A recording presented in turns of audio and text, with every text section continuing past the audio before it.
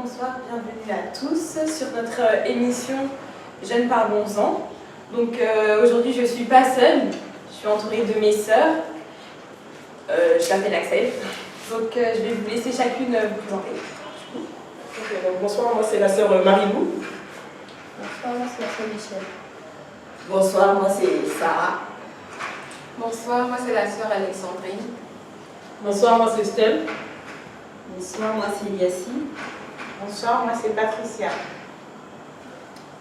Ok, donc du coup, comme je disais, on est en Côte d'Ivoire avec mes sœurs et du coup, elles vont nous partager un peu leur expérience, témoignage, ainsi de suite. Donc, qui veut commencer? Sarah, je te laisse commencer. D'accord. Bon, comme je le disais, je suis Sarah. J'ai connu le Seigneur étant un peu plus jeune, mais par la suite, je suis tombée dans quelque chose après un abus sexuel que j'ai subi. J'en ai voulu au Seigneur et tout. Et je me suis retrouvée dans une relation où je commençais à pratiquer la fornication. Et pour moi, c'était une manière de me venger du Seigneur, jusqu'à ce que ça devienne un piège pour moi. Mais le Seigneur a fait grâce et je suis sortie. Il m'a sorti de là. Et petit à petit, la marche a repris avec lui. C'était vraiment difficile au point où je me disais que j'étais certainement destinée à aller à l'enfer. Parce que voilà, je priais, je pleurais. C'est vrai qu'au départ, je le faisais parce que j'en ai voulu au Seigneur, vu que quand ça se passait, j'avais pas eu, j'étais encore vierge et que voilà, du coup là, c'était un coup dur. Et par la suite, j'ai commencé à m'en vouloir pour la situation dans laquelle j'étais. Pour la situation dans laquelle j'étais, je n'arrêtais pas de prier, de demander au Seigneur de m'aider jusqu'à ce qu'il intervienne et qu'il me sorte de cette relation-là. Et la relation avec le Seigneur a repris jusqu'à ce que l'apôtre vienne en Côte d'Ivoire et que je rencontre les frères et sœurs et que je commence à entendre le message sur la dîme, sur plein de... J'ai commencé à être éclairée sur beaucoup de choses par la grâce du Seigneur. Et c'est comme ça qu'on a commencé une cellule du côté de Yopougon. On a du côté de Yopougon avec les frères et sœurs et tout. Et c'est comme ça, il y a un frère qui m'a approché, qui m'a dit que voilà, il voulait qu'on marche ensemble, il voulait qu'on aille jusqu'au mariage et tout. Et bon, je suis allée avec ça au devant du Seigneur et puis j'ai accepté de me mettre avec lui. Donc la relation, on était dans la relation, par la grâce du Seigneur, tout se passait bien. Jusqu'à ce que en janvier, le 25 janvier, je sois victime d'un accident de la voie publique. Ce jour-là, je partais visiter une de mes sœurs du côté encore de Yopougon et j'étais sur le trottoir quand un taxi qui était de je ne sais où, vu que bon, je marche très souvent la tête baissée. Donc j'avais la tête baissée, je n'ai pas vu le véhicule venir. Et là, il venait par marche arrière et tout. Donc arrivé, le temps de voir le véhicule m'a percuté, je suis tombée dans... Je n'étais pas loin des lavages, donc je suis tombée du côté du lavage sur mon ventre. Et le véhicule est venu me passer dessus. Donc quand le véhicule m'a passé dessus, vu que le lavage, il y avait un mur, le véhicule a cogné le mur et il est revenu. Mais toujours sur moi, quoi. Toujours sur moi. Et c'est dernièrement que j'ai su qu'il y avait un véhicule qui était garé qui l'a percuté aussi. Donc c'était vraiment la grâce du Seigneur. Parce que si ce n'était pas le véhicule, il me passait carrément sur la tête, le cou, tout ça, tout ça. Et pendant que j'étais sous la voiture, je n'arrêtais pas de prier, de demander au Seigneur d'intervenir. Et je me voyais déjà partie, quoi. Et jusqu'à ce que le Seigneur me donne la force de crier. Et quand j'ai crié, vu que j'étais sous la voiture, les gens aux alentours sont venus soulever la voiture pour me retirer de dessous de la voiture. Et c'était vraiment une grâce du Seigneur. Et là, par la suite, les pompiers sont venus, ma famille est venue, tout ça. Ils étaient bon, j'étais dans cet état-là, mais je ne sais pas, je plaisantais avec tout le monde, j'étais surprise de voir tout le monde. Et puis je leur demandais, mais la vie, tu fais quoi ici? Et puis tout le monde était choqué de me voir en train de rire, alors que je venais de vivre quelque chose de vraiment terrible. Et c'est comme ça que voilà, les pompiers sont venus et j'ai été conduit à l'hôpital. Et c'est là que ça a été compliqué. Ça a été compliqué dans la mesure où voilà, c'est vraiment pas facile. Il faut être dans cette situation-là. Tu peux être blessé par un couteau, ça fait mal, mais toute ta peau est restée sous des pneus et tout. Et on vient frotter dedans pendant. C'était compliqué. C'était compliqué. Mais c'était une expérience merveilleuse parce que je pouvais être malade. Avant cet accident, je pouvais être malade. Et puis, rester là, me lamenter sur mon sort, parler au Seigneur, dire pourquoi il permet ça. Mais dans cet accident, je me retrouvais en train de manifester une certaine joie qui, je ne sais pas, venait d'où, mais je sais que ça venait du Seigneur, je ne sais pas de ça. Que le Seigneur me permettait d'avoir, au point où voilà, des frères venaient me voir, ils étaient étonnés du fait que voilà, je me trouve en train d'échanger avec eux, de les remonter même, leur remonter le moral par rapport à mon état, parce que c'était vraiment un coup dur pour tout le monde. Et puis, voilà, les pansements nécessaires de se faire. Mais il est arrivé que les pansements ne se faisaient pas de façon régulière, donc comme il se devait. Et les blessures ont commencé à s'infecter, mais vraiment pas. Au point où on pouvait me faire le pansement, je ne ressentais plus rien. C'était à un certain niveau. Et par la grâce du Seigneur, il a inspiré un de mes grands frères qui m'a emmené vers une de ses collègues dermatologue du côté de Trècheville ici. Et c'est arrivé là-bas que voilà, le traitement était fait. Mais au fur et à mesure qu'on te soigne, tu comprends le fait que le Seigneur dit toutes choses concourent au bien de ceux qui aiment Dieu, quoi. Pourquoi je dis ça? Parce que il dit dans une pierre là que nous sommes des pierres précieuses qui polissent en fait. Et quand tu vois que tu as mal quelque part, et pour te faire du bien, pour te soigner là, il faut qu'on te fasse encore plus mal. Tu comprends en même temps ce que le Seigneur est en train de dire. Et il veut nous emmener à être à sa ressemblance. Et c'est vraiment tout ce qui peut concourir à cela là, lui, il utilise ça.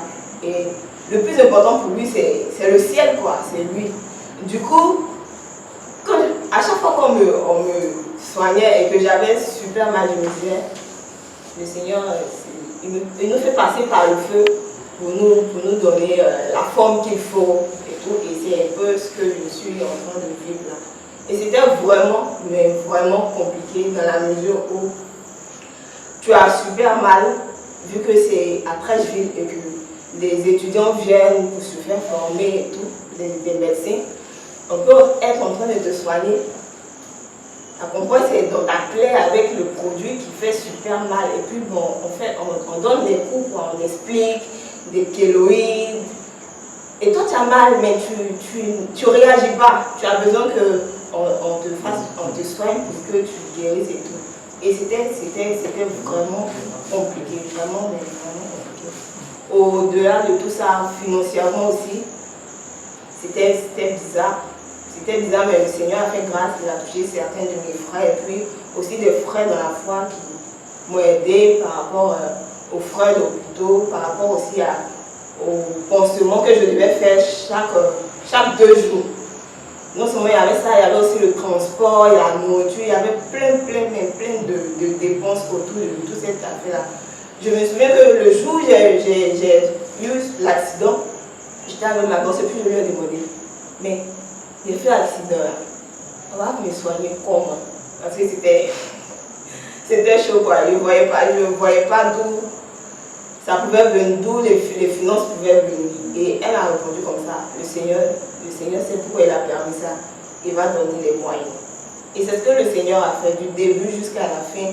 Il n'a pas cessé de susciter des personnes pour venir aider par rapport aux finances, tout ça. Et grâce à Dieu, je suis sortie de là avec des cicatrices un peu compliquées, qui sont des kéloïdes, que je dois continuellement infiltrer de produits qui font aussi super mal. Mais dans tous les cas, le Seigneur a fait grâce que je sois en vie.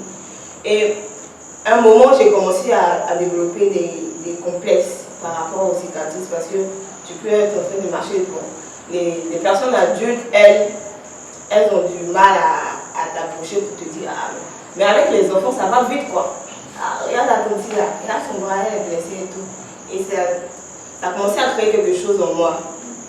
Mais le Seigneur m'a fait comprendre quelque chose. Ce ne sont pas des cicatrices, je ne suis pas née avec ça. Et ces cicatrices-là sont une preuve de l'amour du Seigneur pour moi. Je pouvais mourir sur le tas. Mais en même temps aussi, il me fait comprendre que voilà, c'est son amour qui m'emmène à être encore en vie. Même avec des cicatrices, c'est aussi pour sa gloire. C'est pour sa gloire. Et c'était... Petit à petit, j'ai commencé à... Il y avait des vêtements que je ne portais pas. Ce genre de vêtements-là, je ne pouvais pas les porter parce que bon, on pouvait voir la cicatrice du pied et tout ça.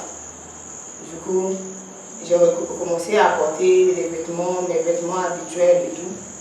Et petit à petit, souvent je croise des personnes, même dans le travail, tu es en train de présenter ton produit et puis on te demande, tu as eu quoi? On te bloque même, et puis on te demande, mais tu as eu quoi? Ça fait un peu bizarre, mais bon, je réponds tranquillement et puis je continue. C'est vraiment quelque chose que je rencontre. Tu peux être en train de marcher, puis les gens se retournent pour te regarder et c'est continuel. Mais dans tout ça, j'ai compris quelque chose. Sinon, le Seigneur m'a fait comprendre quelque chose. Il est un amour éprouvant. Voilà. Il est un amour éprouvant. Il a témoigné de Job au diable. Et par la suite, il a permis que le diable touche à la vie de Job. Et c'était aussi une manière pour Dieu de manifester son amour envers Job parce que ça allait permettre à Job de le découvrir d'une autre manière. Et quand le Seigneur était en train de me parler de ça, pendant que j'étais sur le lit d'hôpital là, je n'avais que mes larmes pour pleurer en fait. Je n'avais vraiment que mes larmes pour pleurer. Et chaque jour, il fait grâce, chaque jour, il se réveille. C'est vrai qu'à des moments, il y a des périodes de doute, il y a des périodes de réflexion, il y a des périodes vraiment compliquées, surtout qu'après cet accident-là, la relation dans laquelle j'étais là s'est brisée. Le frère a dit que voilà, il s'est rendu compte que ça allait être compliqué si on se mariait et tout ça. Donc il a préféré mettre un terme à la relation. Quelque chose encore qui est venu me casser parce que à la base, c'était pas vraiment, j'étais pas genre mariage et tout, parce que j'avais beaucoup de problèmes après l'abus sexuel que j'ai subi là, que le Seigneur a réglé au fur et à mesure. Et venu entendre encore qu'un frère me dise un tel truc, c'était bizarre, c'était compliqué de supporter. Mais le Seigneur a fait, le Seigneur est en train de faire grâce petit à petit pour que, voilà, il est en train de guérir, restaurer les choses dans mon cœur et tout ça. Et c'est vraiment le processus dans lequel je suis. Je me souviens que quelqu'un m'a dit que le Seigneur est en train de m'équiper pour l'église et j'ai eu peur en fait. Je me suis dit, c'est pas bon. C'est que c'est chaud quoi. C'est vraiment chaud. Et chaque jour, je peux le voir intervenir d'une manière ou d'une autre dans ma vie. Et je bénis le Seigneur et je lui dis chaque jour que je ne voudrais pas connaître toutes ces situations-là. et puis tomber dans quelque chose qui risque de m'éloigner de lui, parce que je vous assure que souvent, c'est chaud, quoi. C'est très chaud du côté des pensées, du côté de la famille, où c'est aussi compliqué là-bas, parce que bon, j'étais dans quelque chose avec mes soeurs, et je suis sortie du milieu d'elle, du coup, c'est un peu, là, il y a un peu de tension et tout.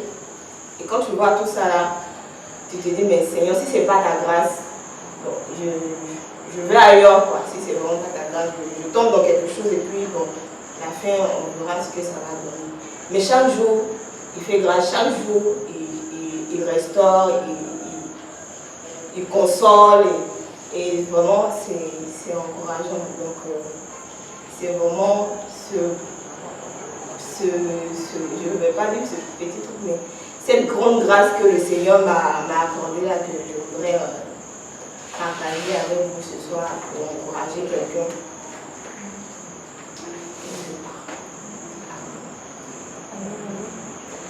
Et du coup, moi, je voulais juste revenir sur ce que tu disais par rapport à l'abus sexuel. Si tu peux encourager une femme ou même un homme qui est passé par là, qu'est-ce que tu pourrais dire, quoi? Déjà, je pourrais dire que c'est vrai que, bon, de ce que le Seigneur m'a fait comprendre, c'est vrai que la personne m'avait fait du tort, m'avait pris quelque chose de précieux, c'est comme ça que je peux qualifier ça. Mais en même temps, dans les cas de viol, très souvent, la victime est amenée à haïr le violeur, à vraiment le garder dans son cœur. La victime perd quelque chose en elle, en fait. Et pour mon expérience, le Seigneur m'a emmené à aller voir la personne qui m'avait fait ce tort-là pour lui demander pardon. Pardon parce que je l'avais gardé dans mon cœur depuis 2012 jusqu'à 2017. Et pour moi, c'était vraiment compliqué. Et ce que je peux dire, c'est que tu as subi un tort, c'est vrai, mais le Seigneur est là pour te restaurer. Et il n'y a rien qui puisse, comment je peux dire ça, valoir ton éternité avec le Seigneur. Du coup, c'est vrai que tu as souffert, c'est vrai que c'est pas facile à gérer, mais tu t'appuies sur le Seigneur, tu lui demandes de t'aider et il ne faudrait pas que tu gardes ça dans le cœur, la haine, la colère contre cette personne-là. Parce que voilà, toi tu seras en train d'haïr cette personne, la personne va se convertir quelque part, elle va au ciel, toi tu vas à l'enfer tranquillement. Et le Seigneur m'a fait comprendre ça. C'est vrai, c'était vraiment compliqué d'aller vers cette personne-là pour lui dire, je te pardonne je te pardonne et je te demande pardon de t'avoir gardé dans mon cœur tout ce temps. Et vraiment, le Seigneur m'envoie vers toi pour te dire ça et tout. Et sur le coup là, c'est des larmes en fait. Tu pleures toutes les larmes de ton corps parce que tu te souviens de ce que tu as vécu, de comment la personne s'est comportée. Et surtout dans mon cas, quand je suis venue vers ce dernier-là, il m'a fait ressortir, mais si tu n'es pas marié aujourd'hui et que moi je ne suis pas mariée, c'est que peut-être le Seigneur veut qu'on soit ensemble. Et ça m'a déchiré dans le cœur. J'ai failli péter un câble. J'ai failli vraiment dire des choses bizarres, mais par la grâce du Seigneur, je ne suis pas allée jusque-là. Et je lui ai dit ce que le Seigneur m'avait mis à cœur. Et puis bon, j'ai coupé avec lui. Et c'est de là que ma guérison par rapport aux hommes a commencé. C'est là que, parce que tout ce qui était mariage, tout ce qui était homme, je ne voulais pas en entendre parler. Je ne voulais surtout pas en entendre parler. Donc c'est vraiment le conseil que je peux donner. Il n'y a rien de plus important que notre vie après la mort. Donc il ne faudrait pas qu'on permette à quelconque personne de nous empêcher de voir le Seigneur un jour, à cause d'une situation de viol.